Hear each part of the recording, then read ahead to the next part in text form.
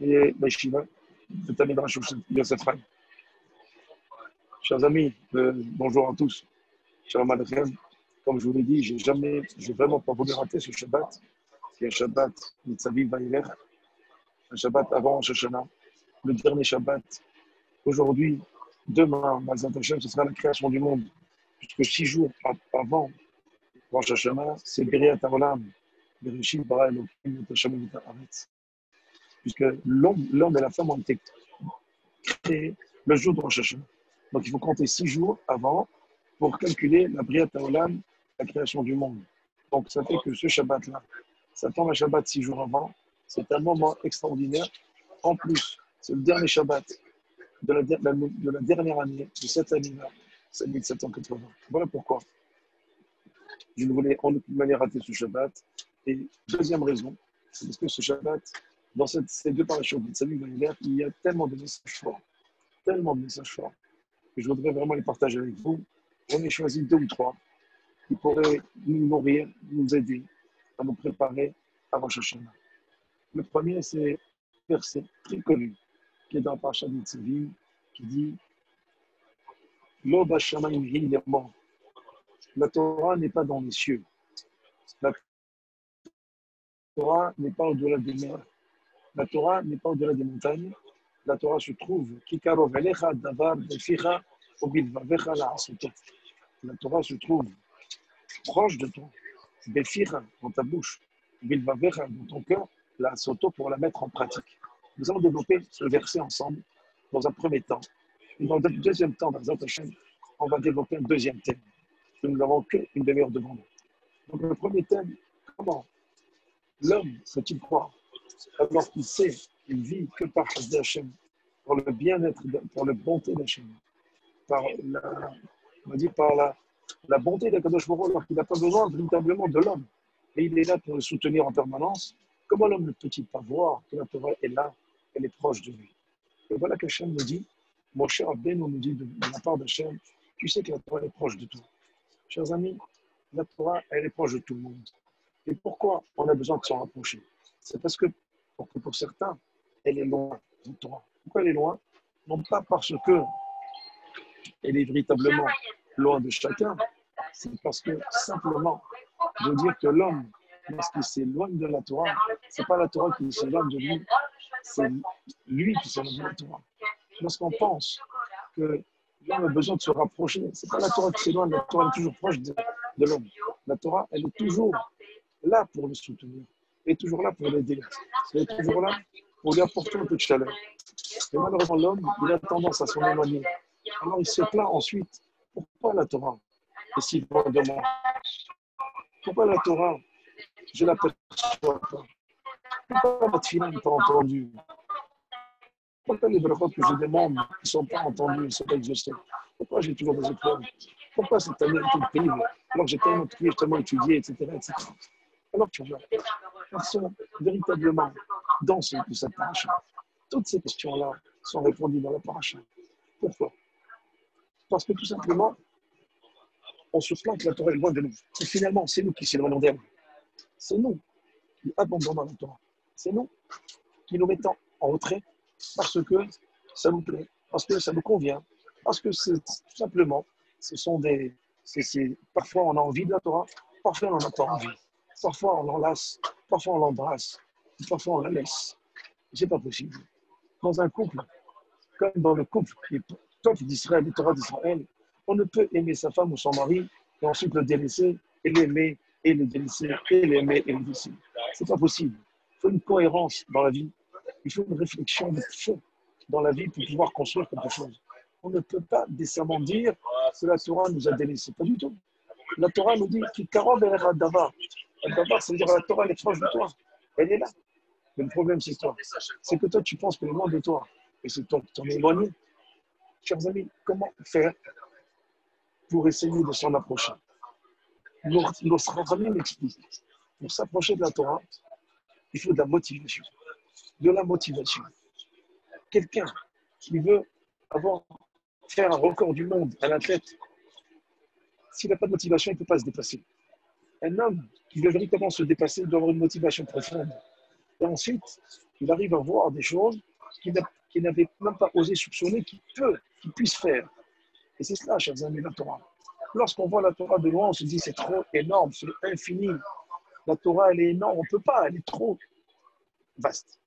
Alors on se dit, elle n'est pas pour moi, elle est trop loin de moi. Parce que je suis véritablement quelqu'un de pas trop intelligent. Je ne suis pas trop sage. On raconte une histoire dans un livre qui s'appelle Le Tana de l'Édéon.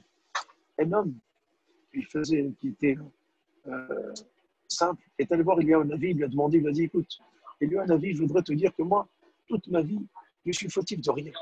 Je n'ai pas fait de Torah, je n'ai pas pratiqué les mitzvot, je n'ai rien fait, mais ce n'est pas ma faute. Il a dit, ah bon, alors c'est la faute de qui? Il lui dit, c'est la faute d'Hachem. Et comment? Comment c'est la faute d'Hachem? Il dit tout simplement, il ne m'a pas donné la sagesse. Je suis quelqu'un, comme on dit en anglais, je suis un hamar. Je suis rien. Je suis rien. Je ne comprends rien. Donc Hachem ne peut pas donner de cerveau, ne peut pas donner du jote, ne peut pas donner de matière grise. Ce n'est pas ma faute. Toutes les avotes que je fais, c'est parce qu'Hachem ne m'a pas donné d'intelligence. Donc toute la faute est sur Hachem. Moi, je suis complètement quitté. Donc Rosh Hashanah, finalement, qu'est-ce que j'ai besoin? Alors, Eliyahu Hanavi répond en lui disant, lorsque tu es venu au monde, tu es venu comment? Il dit, je suis venu tout simplement sans rien. Il dit, oui, certes, mais n'oublie pas que dans le ventre de ta mère, à Kadosh Baruch Hu, tu as envoyé un malach qui t'a enseigné toute la Torah. Tout ce qu'il te demande maintenant, c'est que tout ce qui est dans ton subconscient, tu puisses le relever, le sortir. Parce que le malach t'a frappé ici, tu as oublié la Torah. Mais la Torah, elle est en toi. Elle est dans ta Jeshama. Maintenant, ce qu'Hachem demande, c'est un effort de ta part. Il veut que tu nous écoutes. Il veut que tu aies un mérite dans l'action. Il veut que tu aies de l'action. Il ne veut pas que tu restes passif. Il ne veut pas que tu sois un abruti. Il ne veut pas que tu sois quelqu'un d'inerte et d'inactif, de passif. Il veut que tu sois utile. Il veut que tu sois quelqu'un qui agit, non pas pour lui, mais pour que tu sois quelqu'un d'utile. Tu te sentes utile. Pour que tu sois quelqu'un, tu sentes quelqu'un. Tu te sens un homme, tu te sens une femme, avoir fait quelque chose, avoir accompli quelque chose, avoir avancé, avoir travaillé, avoir fait un effort. C'est ça l'idée. Bien sûr, les gens qui ont la Torah que dans leur bouche, vivent vrai dans leur cœur, il ne suffit pas. Il faut la asoto. Il faut la asoto, c'est-à-dire qu'il faut de l'action. L'action, c'est l'effort. La Torah, elle est là. Elle est dans ta bouche.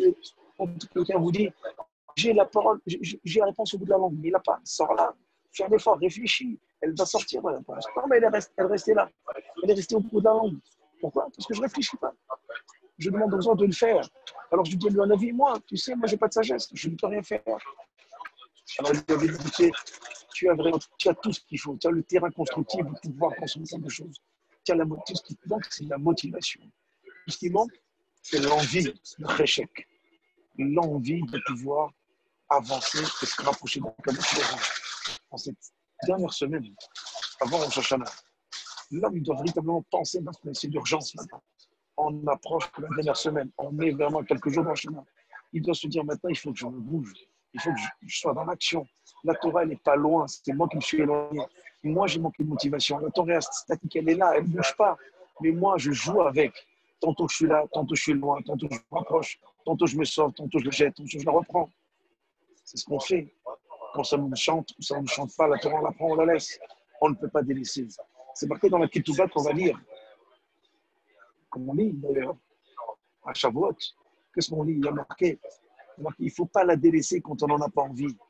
Et comme une femme, lorsqu'on écrit la Ketouba pour la garantir, pour le garantir de respect, pour qu'elle puisse être garantie d'être respectée, d'avoir tout ce qu'elle a besoin, vêtir, chérir, nourrir et compagnie, et bien justement, il y a marqué dans le Ketouba, on ne doit pas la laisser, on ne doit pas l'abandonner. C'est la takana de Rabbi Gershon il y a 500 ans.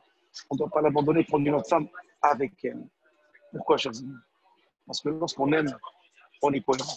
Lorsqu'on aime, on réfléchit à essayer de faire toujours mieux pour essayer de satisfaire celui qu'on aime ou celle qu'on aime.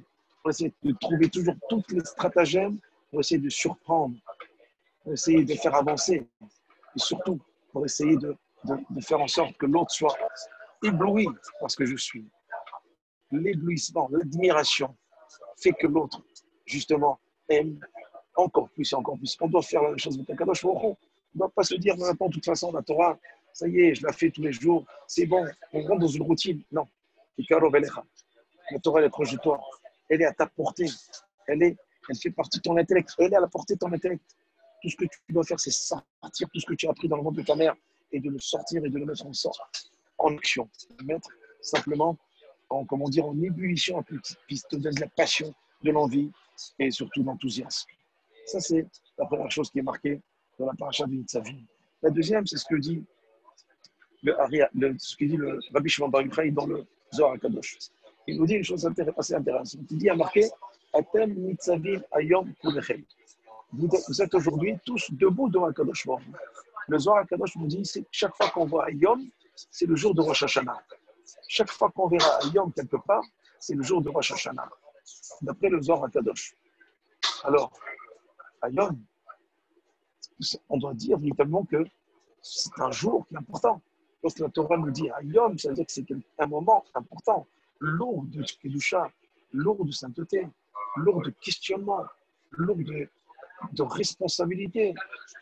Et surtout de rendre compte ce jour-là. C'est quelque chose d'assez redoutable et redouté. Alors, le Rabbi Shimon Bar Yochai continue en disant lorsqu'on dit Atem Tzadim Ayom, nous sommes tous debout devant HaKadosh Baruch Hu, certes. Mais la halakha nous dit que le jour de Rosh Hashanah, et ça, il faut vraiment le retenir tous ensemble, on n'a pas le droit de demander quelque chose de personnel le jour de Rosh Hashanah. On n'a strictement pas le droit de demander quelque chose de personnel le jour de Rosh Hashanah. Parnassa, les enfants, le mariage, on n'a pas le droit le jour de Rosh Hashanah. Pas d'égoïsme le jour de Rosh Hashanah. Rosh Hashanah, lorsqu'on est jugé, on ne va pas demander au juge, je voudrais avoir de la parnassa. Non, on lui demande d'abord de se faire pardonner déjà dans un premier temps, avant de demander de la parnassa. Cher ami, tu me demandes la parnassa, alors qui te dit que tu vas d'abord quitter, avoir le culot de demander la parnassa, ou de demander un mazal, de demander des enfants. Il faut d'abord déjà que tu sois pardonné, il faut déjà que tu puisses t'amender, il faut déjà que tu puisses regretter tes fautes, les reconnaître, les plus récidiver, les plus recommencer. Et on est là, on en est là, Rosh Hashanah. Et voilà, on raconte une histoire justement, c'est le Zohar qu'il raconte. Une fois, un roi devait faire son anniversaire. Et bien sûr, tous les ministres, tous les gouverneurs de toutes les provinces de ce roi sont venus pour lui offrir le plus beau cadeau. Et bien sûr, un lui a offert une Rolex, l'autre Daytona, l'autre submarinaire, l'autre Chabelle, l'autre n'importe quoi. Bon, des tas de choses, la voiture, la Porsche, tout ce que vous voulez. Mais le problème, c'est que le roi, il a déjà une porcherie avec plein de Porsche. Il a déjà toutes les montres du monde. Il a tout ce qu'il faut. Tous ces cadeaux-là qu'il a eus, il ne lui faut rien. Il a tout. Il a déjà tout. Et voilà qu'il y en a un, il a été intelligent. Il a dit, je vais lui proposer quelque chose qui va lui faire plaisir, qui va lui servir. Alors il a réfléchi, il s'est dit, ce que je pourrais faire, c'est rénover son palais qui a longtemps, il n'a pas été rénové. Voilà qu'il propose ça au roi. Il lui dit, tu sais, tu as eu le cadeau le plus important que j'apprécie particulièrement. Alors, puis maintenant, tu vas proposer de rénover un palais dans lequel je vis. Donc, c'est ça dont j'ai besoin. Je ne peux pas mettre 10 montres de Rolex dans mon bras. Je ne peux pas remettre dans 10 Porsche en même temps. J'ai déjà tout ce qu'on m'a donné. C'est simplement, oui, on me dit qu'il y a un bruit de fond. Je fais ce que je peux, je suis dans un TGV, je fais le maximum. Voilà, je ne peux pas parler plus fort. Pardonnez-moi, j'espère que je suis audible. Dites pas oui, non, je suis audible. Alors, il lui dit, toi, tu vas faire un cadeau extraordinaire qui va me faire plaisir. Chaque fois que j'irai dormir dans mon lit, j'aurai une belle chambre. Chaque fois que j'irai à ma salle à manger, j'aurai une salle à manger magnifique. Chaque fois que j'irai dans la salle de bain, n'importe quoi, le hall, les palais, ça sera extraordinaire. Là, je vais en profiter parce que ça, je ne le porte pas sur moi. Tout le reste, je l'ai. Et par contre, je te donne quelque chose. Tu as le droit de prendre tous les outils qu'il y a dans mon palais pour pouvoir faire les réparations, les travaux que tu veux. Et s'il y a des outils qui te plaisent, ou des choses qui te plaisent, sers-toi et prends tout cela. Alors, justement, alors à ce moment-là, on compare véritablement cela à Kadosh Baruch Hu avec l'armée Israël. Kadosh Baruch Hu, avec l'armée Israël, il dit la chose suivante. Aujourd'hui, lorsqu'on est à la synagogue, le jour de Rosh Hashanah, on demande Parnassa, on demande Mazal, on demande des tas de choses. Mais tout ça, Kadosh Baruch Hu te dit, c'est pas le moment. C'est pas maintenant. Vous n'avez pas besoin de ça aujourd'hui. Vous avez besoin de pardon. Vous avez besoin de vous amender. Vous avez besoin d'être jugé. Vous n'avez pas besoin de tout ça. Et voilà que ça c'est tous les peuples. Et le peuple d'Israël arrive devant Kadosh Baruch Hu. Il dit, nous non. Nous, ce qu'on veut, c'est rentrer dans ton palais et faire en sorte que ton palais soit meilleur.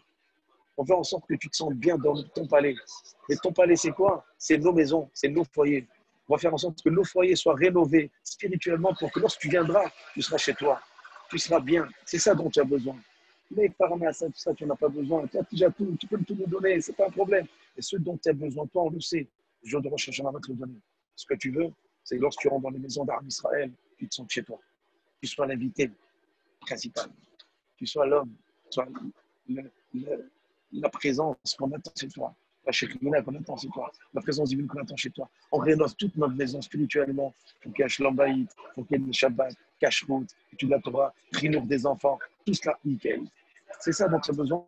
Et bien nous allons rénover cela. C'est ce que nous allons faire pour que tu te sentes bien chez toi à la maison. Voilà ce que dit le Rabbi Shimon Bar Yochai dans le Zohar Kadosh. C'est cela dont j'ai besoin. Et qu'est-ce qu'on entend dans les synagogues? Dès qu'on dit Sha'are Ora, un petit Amen. Sha'are Beracha, un petit Amen. Dès qu'on arrive Sha'are Parnassa, vous avez un Amen qui explose des toits.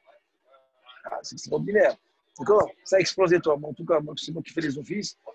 Sha'are Parnassa, je me boucle les oreilles, je suis sûr d'avoir une ambiance de fou. Pourquoi? Parce qu'on pense que c'est à travers la Parnassa qu'on peut tout avoir. Non.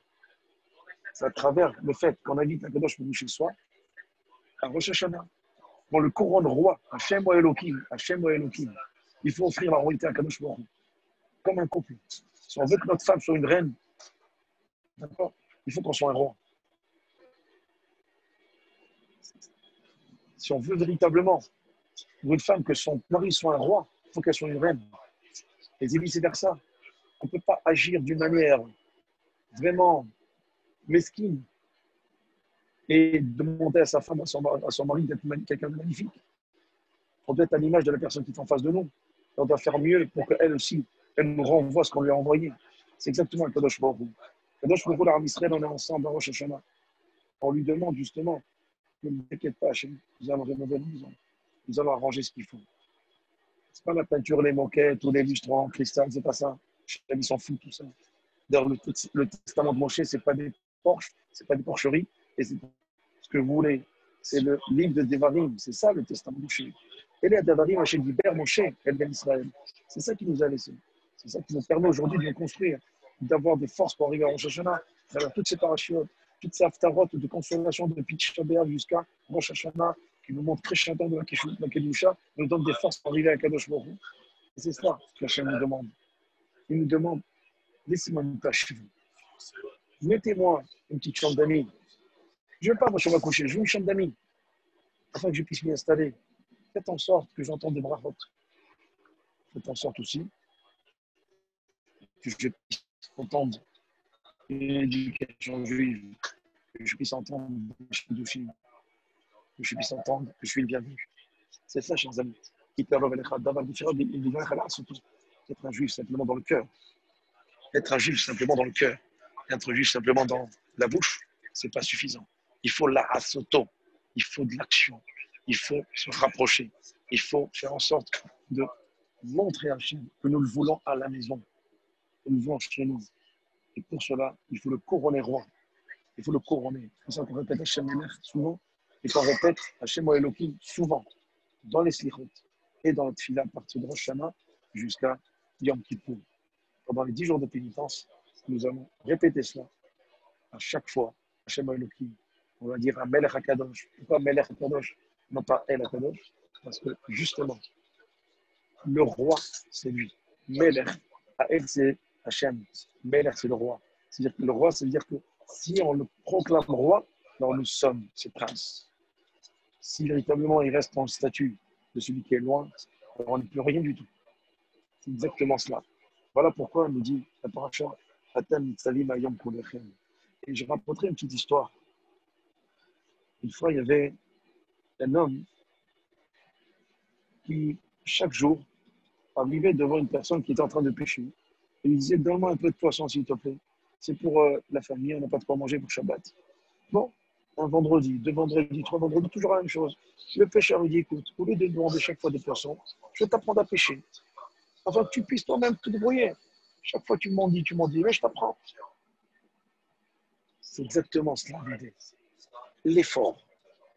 Demander le poisson, je peux te le donner, j'en ai, il n'y a pas de problème. Mais j'attends de toi un effort. J'attends de toi que tu apprennes ce métier de péché. J'attends de toi que tu apprennes justement le fait de pouvoir savoir pratiquer, le fait de pouvoir savoir t'investir. Je n'ai pas besoin de ton investissement, mais c'est pour toi que tu demandes ça. C'est pour toi, je veux que tu sois quelqu'un dans ce monde. Je veux que tu sois quelqu'un qui puisse dire j'ai fait, non pas on m'a donné, non pas on m'a fait. Passif. On est le peuple de l'action. Naase, Venishma. On est dans le Naase. On m'a fri la asot. Bara Elohim la asot. Pifirol vivera la asoton. En permanence, on est dans la asot. On le fait. Pourquoi? Parce que ça nous donne de l'importance. Le fait de faire quelque chose, on est fier de ce qu'on va faire. Même si on s'est planté, voilà, on a réfléchi sur le faire. On a essayé de faire. On s'est planté une fois, mais le fait de se planter une fois nous permettra de nous construire à partir de la déconstruction précédente. Et c'est cela, chers amis, ce que nous demande Akadosh Baruch Hu. Là-bas. Il y a tout dans la Torah. Prends-la à l'envers, à l'endroit, il y a tout dans la Torah. Et tout ce que tu vas chercher ailleurs, les valeurs. Tu vas chercher ailleurs les valeurs. Nous sommes en veille de. Nous sommes à la veille de Rosh Hashanah. Ce qu'on doit faire aujourd'hui, véritablement, c'est se poser les bonnes questions. Et se dire que véritablement, aujourd'hui, il est temps de faire. Il est temps de se risquer. Il est temps d'avancer. Il est temps de se dire, la Torah, elle est proche de moi. C'est moi qui m'en suis éloigné. Akadosh Baruch Hu me demande simplement, rénove ta maison. Je suis chez toi. Rénove ta maison. Je n'ai pas besoin de ton argent. Je n'ai pas besoin de faire tes dons de 10 000 euros. J'ai pas besoin. Je veux que tu changes. C'est cela. Et changer simplement les murs, changer l'ambiance de chez toi. Faire en sorte que Shlambaït, Chinour Deiladim, un bon mazal pour ceux qui ont besoin, mais le jour de Rosh Hashanah, ne demandez rien pour vous. Nous sommes devant Hachem. Nous voulons proclamer Hachem roi. Nous voulons qu'Hachem vienne à la maison. Nous voulons qu'Hachem soit chez nous. Il est l'invité. Il est notre invité. Et ce, pour toute l'année. Jusqu'à l'année prochaine, Hazrat Hachem. Et encore, on recommencera. On rénove la maison spirituellement. On la bonifie. On lui met une belle ambiance pour qu'Hachem n'ait pas envie de repartir. Au contraire, qu'il s'y sente bien et qu'il y reste. Et vous savez, Hachem, lorsqu'il vient, il pousse la porte avec les pieds parce que les mains sont remplies de brachot. Mais il faut simplement l'inviter. C'est cela ce qu'on nous demande à Rosh Hashanah. Ne demandez pas quoi que ce soit pour vous. Demandez qu'il soit là. Une fois, vous inquiétez pas pour le reste. Il faut, à Parnasse, la Mechila, à part ce qu'on veut. Le jour de Rosh Hashanah, couronnons Akadosh Baruch Hu, roi de l'Armée Israël, roi du monde.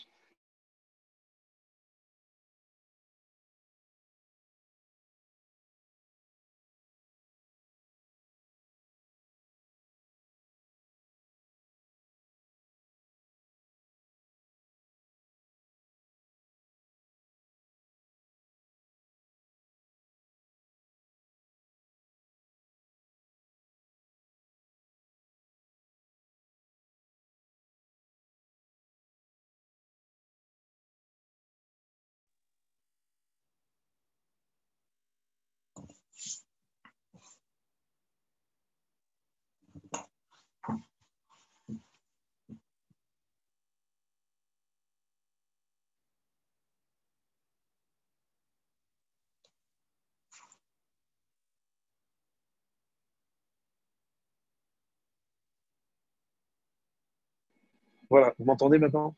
Vous m'entendez? Voilà, je termine. C'est pas grave. Pour le prochain, on a tenu au TGV. Je voudrais simplement conclure et dire que véritablement, ce qu'on a à faire, et ben, Baruch Hashem, ça a marché, la connexion, elle marche. C'est qu'Akadosh Baruch Hu voulait que ça se passe et ça s'est bien passé. On est connecté par Akadosh Baruch Hu, on est là. Baruch Hashem. Je voudrais terminer parce que c'est le dernier Shabbat. On va se voir si Dieu veut mercredi soir, ben, on va se voir vendredi prochain. Mais c'est le dernier Shabbat.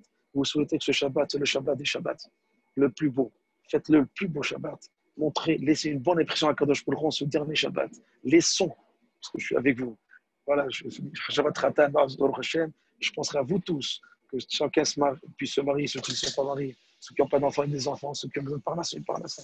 Ça, c'est avant Rosh Hashanah. Le jour de Rosh Hashanah, on va créer une bonne ambiance, une belle maison pour Hachem, pour qu'il puisse s'y sentir bien, chez vous, chez nous, et nous apporter toutes les barachot de la Torah. Amen et Amen. Je vous souhaite un Shabbat Shalom à tous. Que Hachem vous bénisse et vous protège. Amen, Amen et Amen. J'espère que j'étais audible. Hein, j'étais avec le casque, mais bon, par le Hachem, le contrôleur n'est pas passé, c'est parfait. Voilà, on va allumer les micros, on va se dire Shabbat Shalom quand même.